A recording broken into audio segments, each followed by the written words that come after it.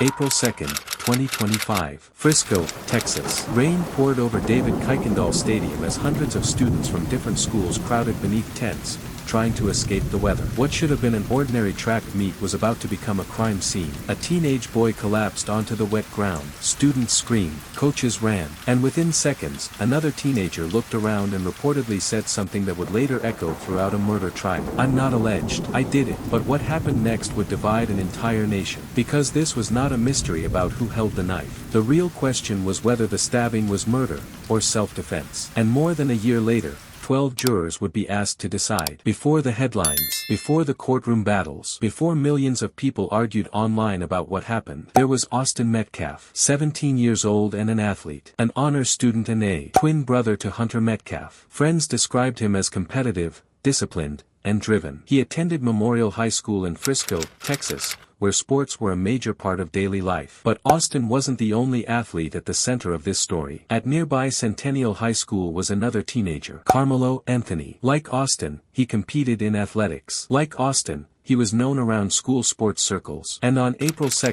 2025, the lives of both families would collide in a way nobody could have imagined. At the time, neither teenager knew the other. They were strangers. But something was already setting the stage for disaster. And nobody noticed it. That morning, students from multiple schools gathered for a district track meet at David Kuykendall Stadium in Frisco. Then the weather changed. Dark clouds rolled overhead. Rain began falling across the stadium. The competition paused. Students rushed beneath tents for shelter. At first, it seemed like nothing more than an inconvenience. But one tent would soon become the center of a homicide investigation. According to testimony later presented in court, Karmelo Anthony was standing beneath a Memorial High School tent. Austin Metcalf and several teammates noticed him there. Words were exchanged. Some witnesses later testified that Austin and others repeatedly told Anthony to leave. Others claimed Anthony had gone there to speak with a friend. At first, the disagreement seemed minor. Just another argument between teenagers. But something wasn't right. And that detail would later become crucial. As rain continued falling outside the tent,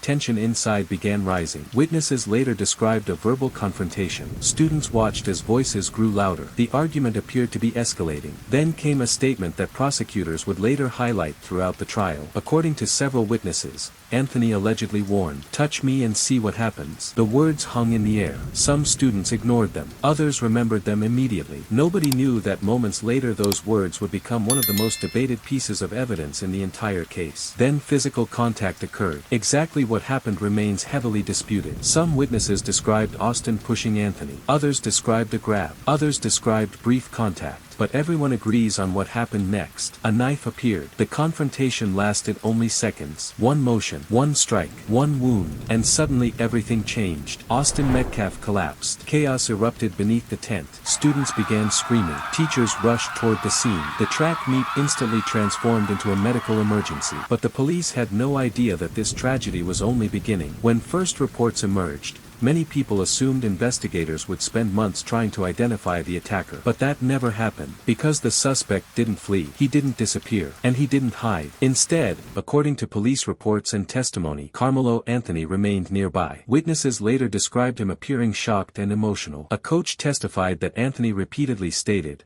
"I told him not to touch me." And then came the first major twist. This was not a whodunit. The identity of the person who used the knife was never a mystery. The mystery was whether the law would consider the stabbing justified. Suddenly, the entire case changed. The investigation wasn't focused on finding a killer. It was focused on determining whether a killer legally existed at all. And that distinction would divide public opinion across the country. As news spread nationwide, many people quickly reached a conclusion. To them, the case looked straightforward. A student argument, a knife, a dead teenager. Case closed. But investigators, prosecutors, and defense attorneys knew it wasn't that simple. Medical experts later testified that Austin died from a single stab wound that penetrated his heart. One wound, not multiple, just one. That detail became important. The defense argued that the stabbing happened during a split-second confrontation. A sudden reaction. A moment of fear. A moment they say changed everything. Meanwhile, prosecutors argued the response was completely disproportionate. According to the state,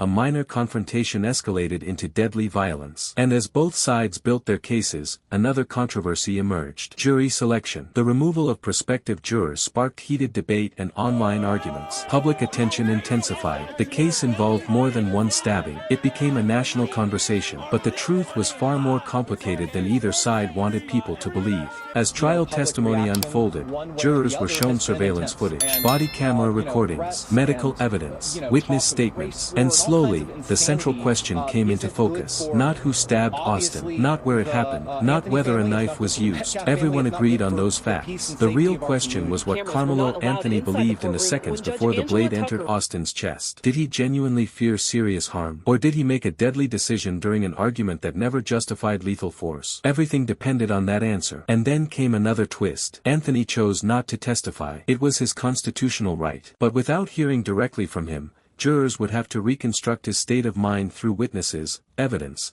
and competing legal arguments. The most important person in the case would never take the stand. And now 12 strangers would decide what happened inside those few critical seconds beneath a rain-soaked tent. For Austin Metcalf's family, life would never be the same. The most heartbreaking image to emerge from the case was the fact that Austin's twin brother, Hunter, was there. Two brothers who had spent their entire lives together. One moment attending a track meet, the next facing unimaginable tragedy. Court testimony and evidence brought painful details back into public view. Families sat through emotional proceedings. Students relived traumatic memories. Witnesses returned to the moment that changed everything. Meanwhile, Karmelo Anthony's future also hung in the balance. If convicted of first-degree murder, he could spend decades behind bars, possibly the rest of his life. If the jury accepts self-defense, the outcome could be dramatically different. Everything now rests with the jury. Today, the courtroom waits, the families wait, and the country waits. 12 jurors have been handed a question that may determine the rest of Karmelo Anthony. Others believe reasonable doubt remains. Soon, one verdict will decide. And when that verdict comes, it will finally answer the question that began beneath a tent on a rainy day in Frisco, Texas. Or perhaps, it will leave even more questions behind. What do you think? Was this murder, self-defense, or something in between? Leave your thoughts in the comments below. If you enjoy detailed true crime documentaries, courtroom breakdowns,